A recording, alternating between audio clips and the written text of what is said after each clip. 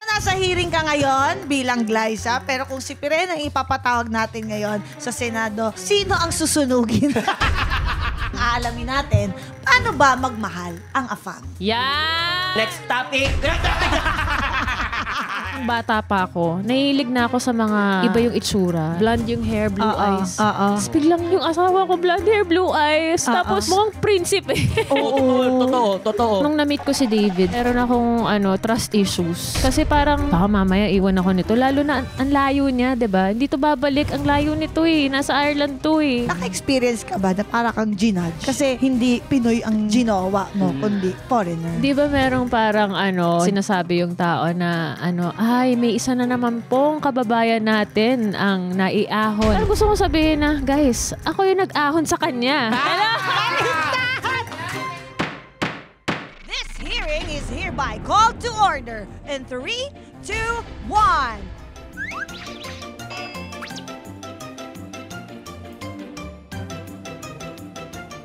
Lahat papatulan! Walang mahatulan. Your Honor! Available on ULOL YouTube channel, Spotify, and Apple Podcast. Subscribe na! Parang ang hila na palakpakan niya! Hindi pwede yung gayang mababang energy dito sa ating resource person for today dahil ito tumakbo sa Korea. O yun na nga. Humataw sa dance floor Yes. ng pasiklab ng apoy. Yes. Nako, let's all welcome Glyza De Castro!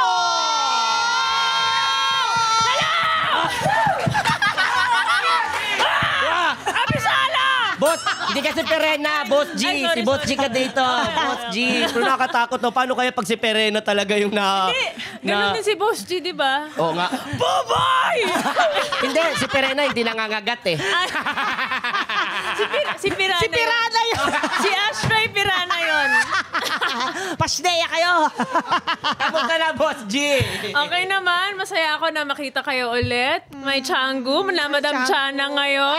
Madam Changu! Si Mr. Buboy ka na pala ngayon. Yes. Talagang layo na nararating mo ha. Yeah. Ikaw Thank you. Congratulations sa Sangre. Yes. Napakaganda. Naging trending. Thank you. Yes. Ayan, pero nasa hearing ka ngayon bilang Glyza. Pero kung si Pirena ang ipapatawag natin ngayon sa Senado, sino ang susunugin? Oo nga, sino? Ano May ba? gusto akong sabihin pero wag na lang. Ay,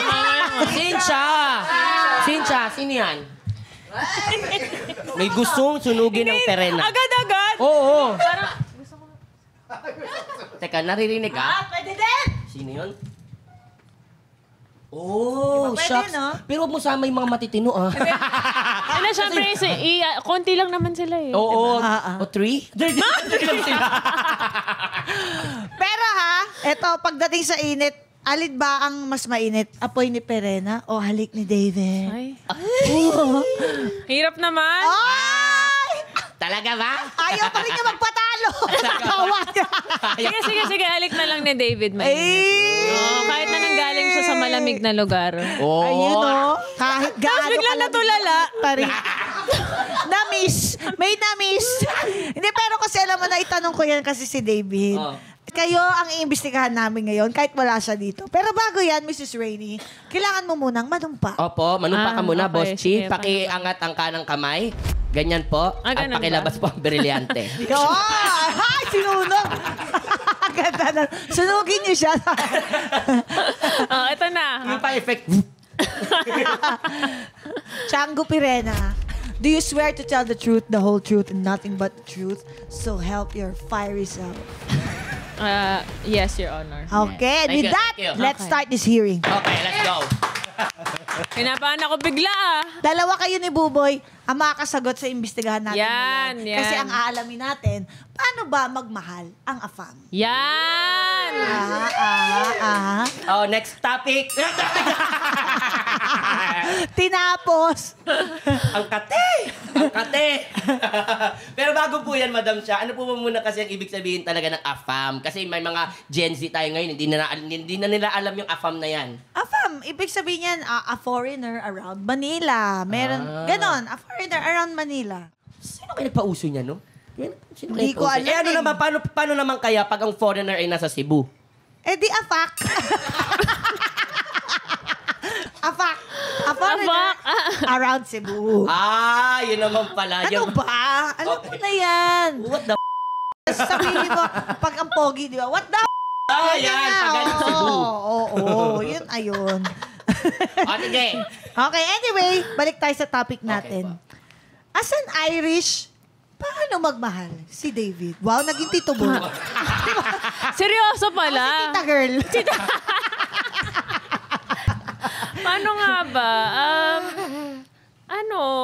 Simple lang naman siya. Very direct siya magmahal. Walang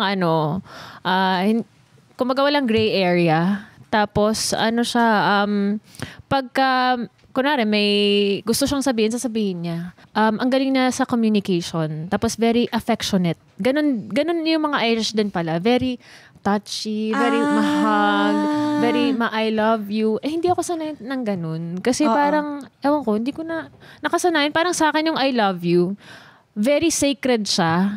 Kaya kapag sa showbiz, di ba, uy, kita-kitso na, love you.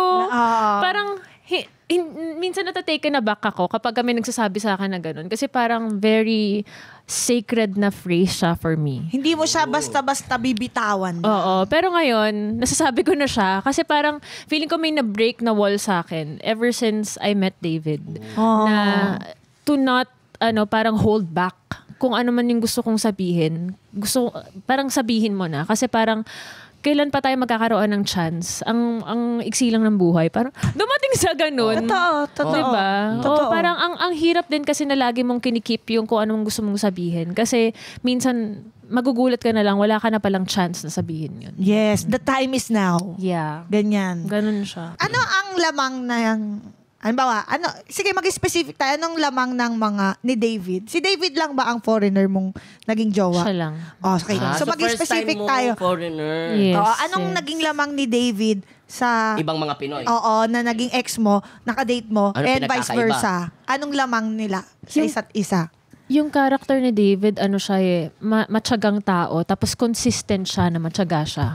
Wala siyang duration, wala siyang expiration. Kasi yung mga nakarelasyon ko before, parang one season lang. Intro boys, parang ganyan. Intro boys. Intro boys. Yun, di ba? Bakit may mali ba Tapos yun? biglang mawawala.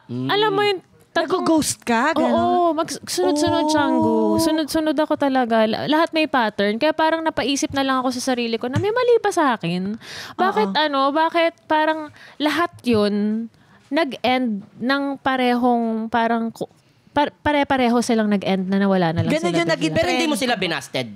Hindi na lang sila As in, ligaw sabay. nagparamdam. Wala na? Ligaw, naging kami. Tapos biglang, nasa relasyon na kami. Tapos biglang hindi magpaparamdam. Ano yun? Pero nagte-text ka, hoy, ba't wala kang paramdam? Oo. Tapos parang hindi ko na pinagpipilitan yung sarili ko. Tama din. Kumaga parang, okay, sige, ganito. Nagets mo na? Nagets ko na. So, Okay, hindi baka pa yun na yun. na-coin yung term na ghosting. Hindi pa na-ghosting ka na. Yes, yun pala yun. Kaya nung lumabas yung term na yun, yun yung nangyari sa akin. Yun pala yung term. Yun pala yung ibig sabihin nun. So parang at that point, dun sa mga nangyari sa akin, na nagkaroon ako ng mechanism na hindi habulin yung tao at hindi i-attach yung sarili ko emotionally. Kaya parang nung na-meet ko si David, marami akong inhibitions. Tapos parang meron akong trust issues. Kasi parang baka mamaya iwan ako nito. Lalo na ang layo niya, 'di ba? Hindi to babalik, ang layo nito nasa Ireland to May ganon. 'Di ba? Pero at least you were mature about it. Nagkaroon ka nung sinasabi mong mechanisms. Kasi kung ako yan, Mecha-Godzilla ako. Ano gagawin mo? Mecha-Godzilla. Ano gagawin mo? Dalawain mo pa. Paano yun? At sa Godzilla, ano yun? Ay, silang kamay.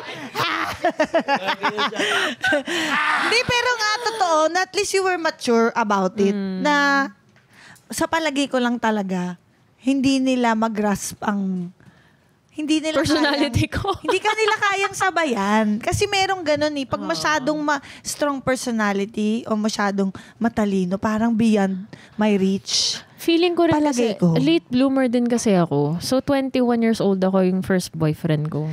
Pwede Tapos, na. never ako naging dependent sa tao. Never ako naging clingy sa tao. Anytime, anyone, anyhow. Halika manood at sumigaw. Anywhere in the world, everybody in the house. Click and subscribe now. You know.